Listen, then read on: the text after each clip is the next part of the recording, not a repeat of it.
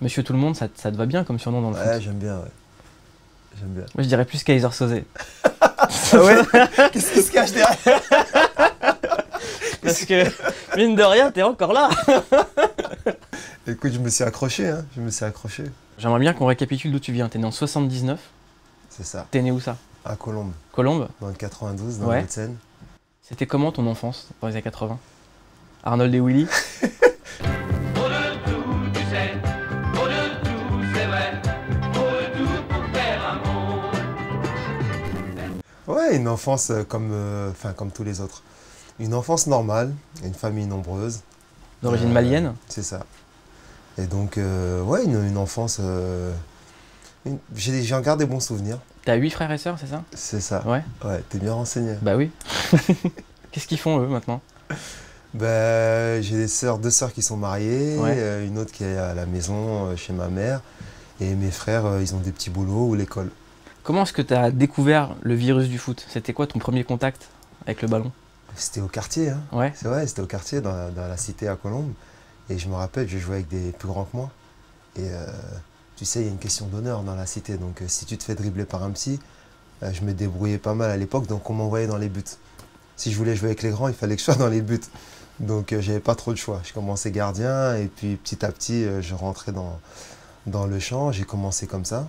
Et j'ai 2-3 potes qui m'ont dit, t'es pas mal, mais inscris-toi. Et on est allé tous s'inscrire dans un club au Racing. Donc le fait de ne pas être avec tes potes, est-ce que ça t'a poussé à te dépasser face aux gens que tu connaissais pas? Mais tu découvres un peu des gens et c'est marrant. Parce qu'après, quand tu vas à l'école, je me rappelle quelquefois, il y avait des embrouilles et des problèmes. Et toi, quand tu vois le mec que tu reconnais, tu dis non, non, non, non, non, lui, je le connais, on joue au foot ensemble. Arrêtez, arrêtez, t'essayes de séparer ou d'arranger les choses. Pourquoi? Parce que tu avais l'impression d'être dans la même famille que le mec en face. Pourquoi? Parce que vous étiez dans le même club. Donc, quelquefois, ça a résolu quelques petits soucis. Donc depuis le début, t'étais le mec qui réglait les embrouilles. Pas tout le temps, j'étais quand même assez turbulent au départ.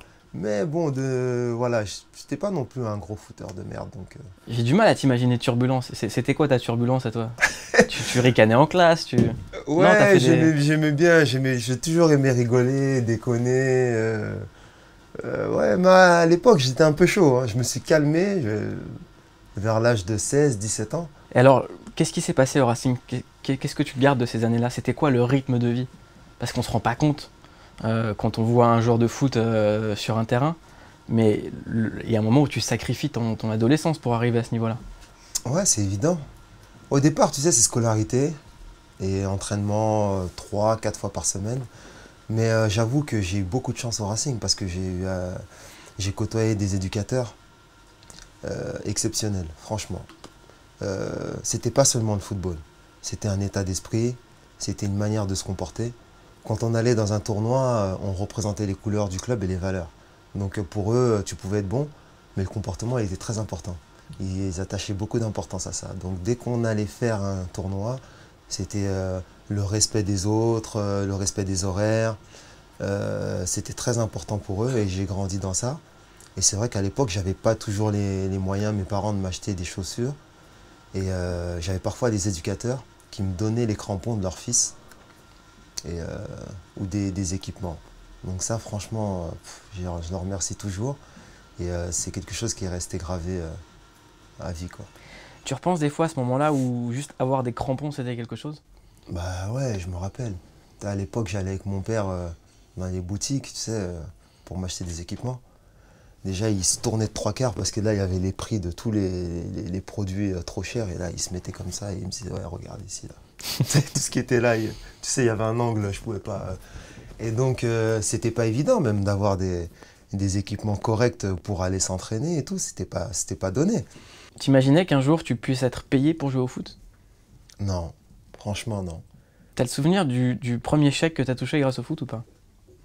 La première fois qu'on t'a payé pour jouer au foot? Ouais, j'étais arrivé à Saint-Étienne. Ouais. Je m'en souviens, pourquoi? Parce que je voulais m'acheter une paire de Timberland.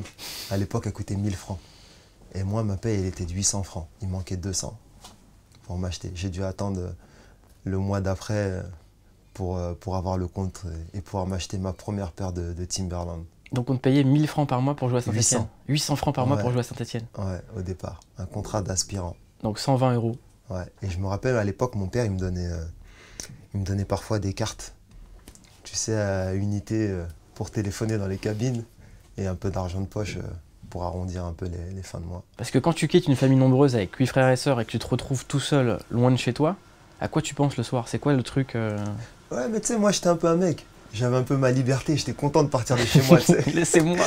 J'avais là les parents en larmes, en pleurs, et moi avec mon sac, à peine si j'avais dit au revoir, tu sais, je m'étais déjà barré, allez, on va rater le train. C'est vrai qu'au départ, il y avait pas mal d'émotions, un peu de tristesse, mais il y avait beaucoup de joie. T'as cette insouciance. Je suis parti, j'avais 16 ans. Tu te dis, voilà, je quitte le cocon familial, c'est fini, le respect des horaires. Là, je vais pouvoir faire ce que je veux. Donc, tu pars avec une certaine liberté. Et quand je suis arrivé, c'était pas évident. Les premiers mois, c'était dur. C'était quoi qui était dur au début? J'ai été pris parce que j'étais pas mal à Paris et à Colombes dans ce que je faisais. Et j'arrive dans un endroit où en fait, je me rends compte qu'on a pris tous les meilleurs d'un peu partout. Donc là, tu vas devoir élever ton niveau. Tu es confronté à des mecs que tu connais pas, qui viennent de toute la France. Dans un environnement nouveau, c'est la province, c'est plus Paris. Tu quittes tes potes. Et voilà, il faut t'en refaire des nouveaux. Et tu as cette histoire de bisoutage, des anciens qui sont là. Donc il y a pas mal de nouvelles choses à découvrir et à respecter. Et tout ça, au début, c'était pas évident. C'était quoi le bisutage? C'était qu'on te faisait des trucs Bah, les mecs, ils viennent dans ta chambre, ils veulent te mettre de la moutarde, de badigeonner de moutarde, ou c'est des conneries. Ils t'ouvrent le sel à table, tu le mets dans ton plat, tu sais, et tout s'ouvre. Et tu dois accepter ces règles-là parce que tu es nouveau. Et eux, ils l'ont connu avant. Et... Donc, t'arrives quand même à te faire à devenir pote avec un mec qui t'a badigeonné de moutarde à la fin. Ou tu lui en veux à vie. Au départ, j'étais un peu à l'état brut. Hein, Ouais, parce c'est que ça. j'arrive quand même tu vois, de Colombes. Parce que là, tu le dis tranquille. Voilà. Moi, j'ai du mal à croire. Mais au départ, tu sais, c'est beaucoup de menaces. Moi, ma porte, elle reste ouverte. Le premier qui rentre avec la moutarde, il va voir. Tu fais un peu le dur. Mais bon... Ils t'ont moutardé quand même ou pas? Ouais. À la fin, tu te laisses faire, Et maintenant, quand tu vois de la moutarde sur ta table, tu fais quoi? Tu sais, je m'en mets un peu partout. Non. Mais ça reste des bons souvenirs. Qu'est-ce qui s'est passé après Saint-Étienne, après le centre de formation? Après le centre de formation, j'ai quitté la France pour l'étranger. Je me suis retrouvé en Italie. Ouais. Ouais, à 19 ans. T'as joué où? À l'Inter de Milan. C'est quand même la classe. Ouais, là, t'arrives, c'est des Ronaldo, Djorkaeff, Roberto Baggio. Il n'y avait que des grands noms. C'est comment de jouer avec ce genre de joueurs? Quand t'as 19 ans et que t'arrives et que t'as les mecs que tu devais avoir en poster dans ta chambre. C'est ça. Et je me souviendrai toujours, la veille où j'ai su que Ronaldo arrivait le lendemain, le soir, j'ai pas dormi. J'étais comme ça, je me disais, le lendemain, je vais voir Ronaldo et tout. Et je me rappelle, le jour de son arrivée, il y avait 3000 personnes devant le centre d'entraînement pour l'accueillir. Et moi, quand je suis arrivé, je le regardais comme ça, discrètement. Quand il tournait la tête, je déviais le regard comme ça pour pas faire le... Non, je te regarde pas. pour pas faire le fan, tu sais, mais tu regardes tous les faits et gestes et tout. Est-ce que Djorkaeff, on lui a parlé de son morceau de rap ou c'était tabou aussi?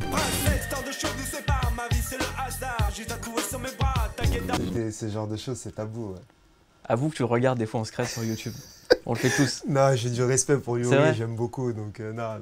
Parce que tous que des fois, quand on est triste, on regarde le clip de Yuri Djorkaeff. Non, j'ai pas été jusque-là, Respect à Yuri.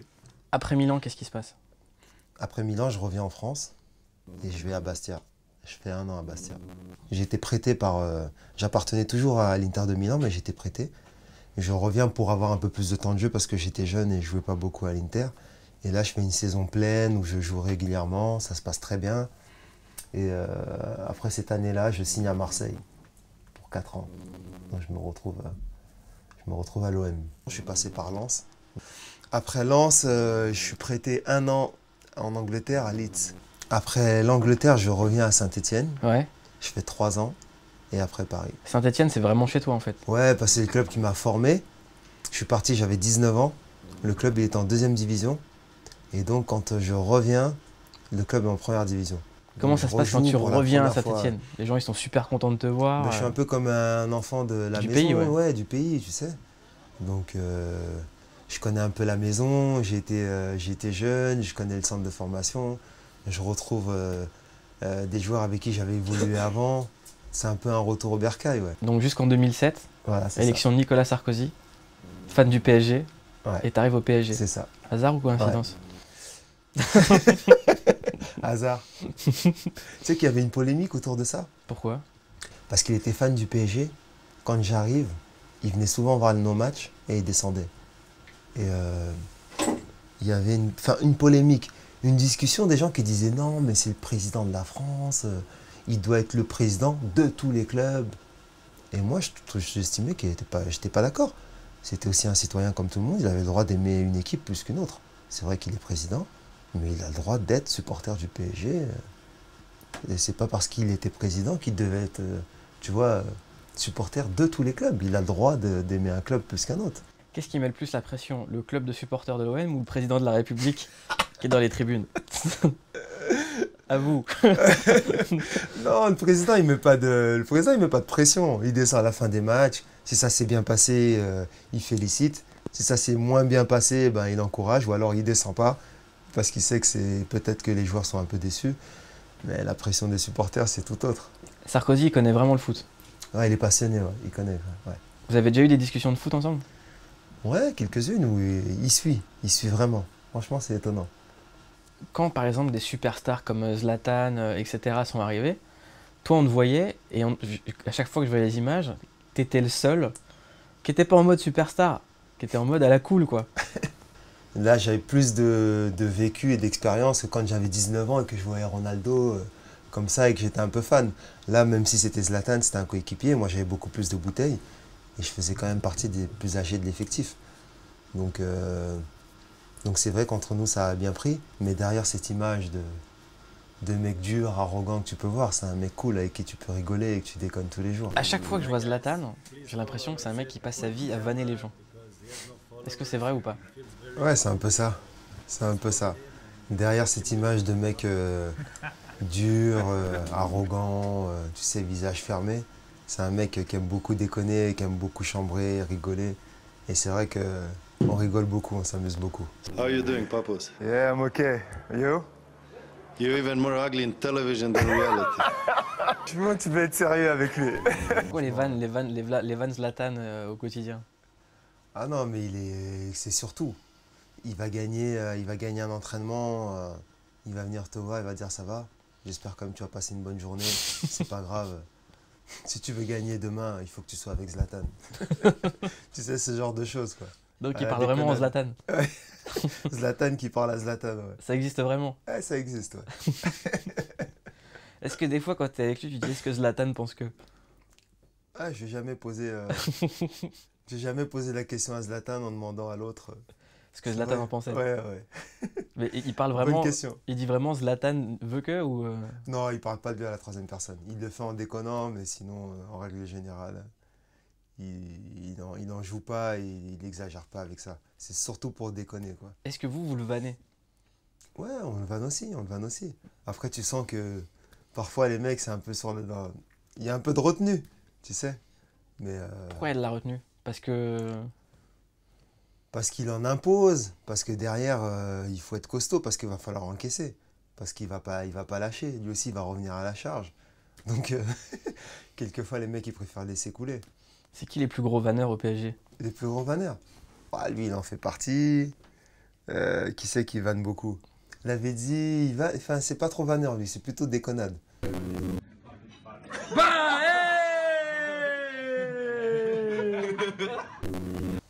Mota, il est pas mal. Thiago Motta. David Luiz? David Luiz, c'est déconnade aussi. Mais pourquoi est-ce qu'on a l'impression quand on voit le PSG que c'est des mecs qui rigolent pas? Pourquoi est-ce on le voit pas ça?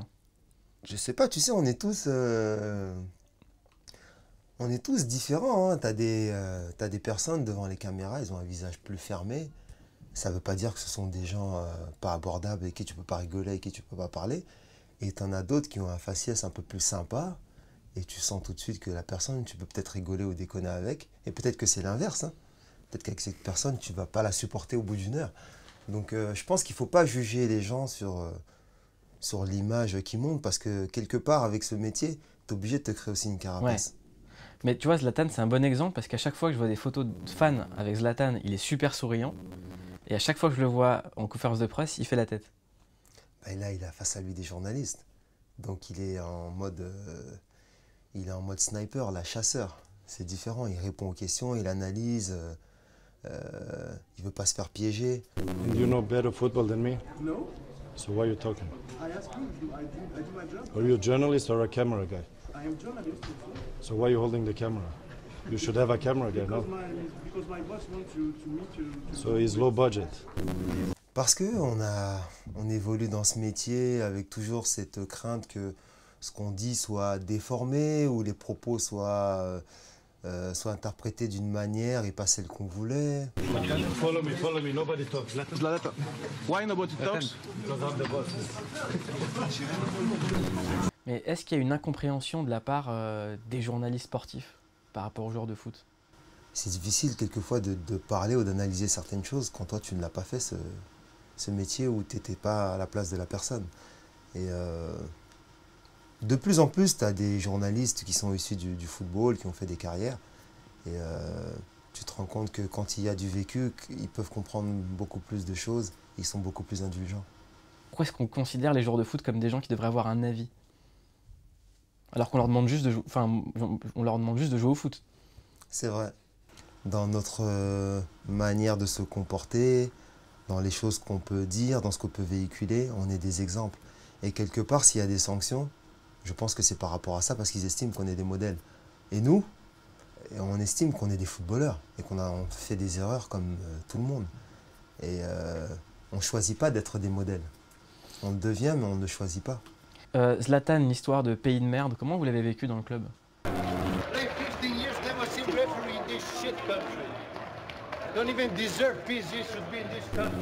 C'est vrai que des propos qu'il a dit, ils étaient un peu durs, mais ça peut se comprendre. C'est après un match, énormément de tension. Pour ceux qui connaissent bien le football, une passe en retrait d'un défenseur, ça fait plus de 10 ans aujourd'hui que le gardien n'a plus le droit de prendre à la main. À l'époque, ça se faisait. Et là, le gardien contrôle le ballon, on prend à la main, c'est du jamais vu en fait, c'est du jamais vu. Ça, la pression du résultat, on jouait pour le titre, on venait de perdre, lui il sortait de blessure. Tu vois, tu as plein de facteurs, tu les mets ensemble et tu te rends compte que tu peux comprendre, Donc ça a pris une ampleur énorme et tu as l'impression que quand c'est un joueur de PSG, quand c'est Zlatan en plus, eh ben, ça va faire beaucoup plus parler. Comment est-ce qu'un Zlatan te parle quand il est dans un pays qui peut l'encenser et le lendemain le déchirer alors qu'il prononce pays de merde? Comment est-ce qu'il t'en parle, toi? Comment est-ce qu'il le vit? Est-ce que lui, il est inquiet? Est-ce que ça le... Il n'a pas d'inquiétude, mais il est à la fois surpris et à la fois déçu qu'on sorte des propos comme ça, après un match, après tous les éléments que je t'ai cités, et qu'on en fasse toute une montagne. Et que ce soit repris par des politiques. Et ça l'a déçu, ça l'a à la fois surpris. Et il se dit, putain, mais nous, on vient dans ce pays pour apporter notre expérience. Ils ont la chance de nous avoir ici au PSG. On fait tout en termes de football, en termes d'image. Et derrière, pour une petite erreur sur une phrase, voilà, on est pris à partie, on est attaqué de toutes parts. Et ça l'a surpris. Ouais. Il avait envie de rester au PSG à ce moment-là ou il pensait à partir? Je ne vais pas poser la question. Mais je pense que ça lui a traversé l'esprit. T'es musulman ou pas? Ouais. Donc là, les bouteilles de vin qui sont derrière, on rassure tout le monde, c'est pas pour toi? Ouais, non, pas du tout. Mais c'est un beau décor. On peut reconnaître quand même si on les boit pas. Est-ce que quand on est dans un club professionnel comme le PSG et qu'on a une pression comme ça, est-ce que, est-ce que la foi, ça apporte quelque chose ou pas? Moi, je pense même au-delà du sport, la foi, ça peut apaiser dans les moments difficiles, ça peut permettre de relativiser et de se dire qu'on aura des jours meilleurs. Nous, ça peut être une difficulté dans le sport, mais tu as des gens de tous les jours dans leur vie, il arrive des choses dramatiques. Et quelquefois, ou souvent, la foi, ça peut aider à pas garder les pieds sur terre, mais à relativiser sur pas mal de choses difficiles. Et je pense que c'est important. Ouais. Qu'est-ce que tu penses de la vision que les Français ont en ce moment de l'islam? T'as le droit de pas répondre, hein. Si Ouais, tu veux, on en parle pas. non, non, non, ils ont. Enfin, les musulmans, ils le répètent souvent, c'est une religion basée sur le respect de l'autre. Et tu as l'impression qu'aujourd'hui, c'est beaucoup d'amalgame, énormément d'amalgame. Et qu'ils mettent un peu tout le monde dans le même sac. Et quand ils entendent l'islam aujourd'hui, ben, ils ont peur. Première chose, tu sais, ils se tendent, alors que l'islam, ça parle de valeur, ça parle de respect. Et donc voilà, il faut quelque part, il faut connaître son prochain pour pouvoir le respecter et mieux comprendre. Si tu ne connais pas, c'est difficile de... Enfin, moi, avant de détester quelqu'un ou d'apprécier, j'ai besoin de la connaître. Je ne peux pas te dire comme ça, non, je l'aime pas, pourquoi? Il faut donner des raisons. Et donc, c'est bien de comprendre son prochain avant d'avoir un jugement, quoi. Et est-ce que le fait que les propriétaires du PSG soient musulmans, ça compte ou pas? Pour qui? Pour toi? Pour moi? Non, est-ce que ça a facilité les choses? Est-ce que Non. le dialogue il est plus facile? Est-ce que tu peux dire ah je vous laisse les gars, je vais faire la prière? Non, Nasser il a dit oui. Non, non, ils ont jamais mis ce côté-là en avant. Jamais. Ça reste professionnel. Ça reste professionnel. Et moi, je vais être perçu aussi comme ça, comme quelqu'un, tu sais, de professionnel dans ce qu'il fait. Et non pas parce que j'ai la même religion que les propriétaires, tu vois. Je trouverais pas ça juste. Surtout que tu as joué à Lens et que tu n'étais pas du tout de la même religion que les propriétaires. Vu qu'on te faisait manger des frites au vinaigre. Ouais, voilà, tu vois. Est-ce que tu as un truc à dire aux petits qui dit quand je serai grand, je veux être footballeur? Aux petits de quartier qui pensent à ça? Ce que je peux se dire aux petits quartiers, c'est s'ils veulent en faire un jour leur métier, c'est ce que je leur souhaite. C'est pas facile, mais il faut qu'ils le fassent pour l'amour du football et la passion. Pas pour la thune. Non, surtout pas pour la thune. Ça, ce sont des choses secondaires, ça viendra après. Tous ceux qui veulent le faire au départ pour ça, ils se cassent la gueule. Il faut le faire par passion au départ, pour l'amour du football. Et ça viendra tout seul. Tu vas faire quoi là cet été? Parce que tu es en vacances là. Ouais, ouais. Enfin, c'est tes premières vacances de retraité. Ouais, premières vacances. Et j'ai été harcelé pendant 2 jours. Par qui? Ah Je ne vise personne. Qu'est-ce que tu vas faire de tes vacances de retraité? Maintenant que tu es à la retraite. Non, je vais profiter, je vais partir un petit peu là. Il y a l'anniversaire d'un ami là. On part un peu au Maroc et puis après aux États-Unis. Où ça? Où ça, la première destination? Aux États-Unis. Aux États-Unis? À New York et ensuite Miami. En Floride. Comme tous les retraités.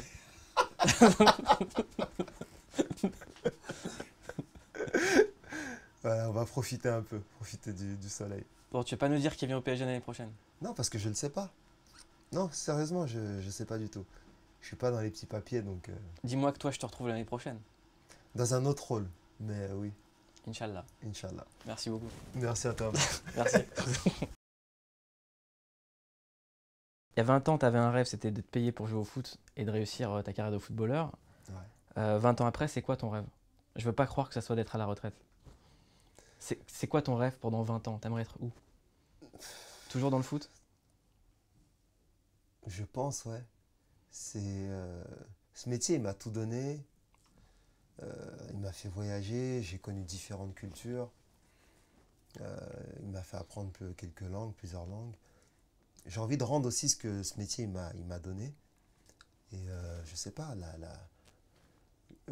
j'ai besoin de tâtonner avant de savoir réellement quelle sera ma voie. Est-ce que je vais vouloir être un entraîneur? À quel niveau, je sais pas. Est-ce que je vais vouloir être un entraîneur des jeunes? J'ai besoin de découvrir un peu tout ça. Mais à la fin, dans 20 ans, pourquoi pas me dire, ouais, putain, j'ai pu apporter à tel joueur, il a pu devenir ce qu'il est aujourd'hui.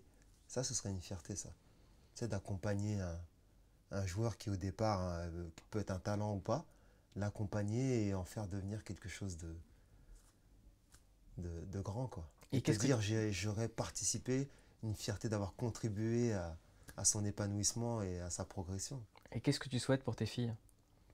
Comme éducation, qu'est-ce que tu veux? Des valeurs. Et un mari qui les respecte. Voilà. C'est quoi tes valeurs? Les miennes, le respect.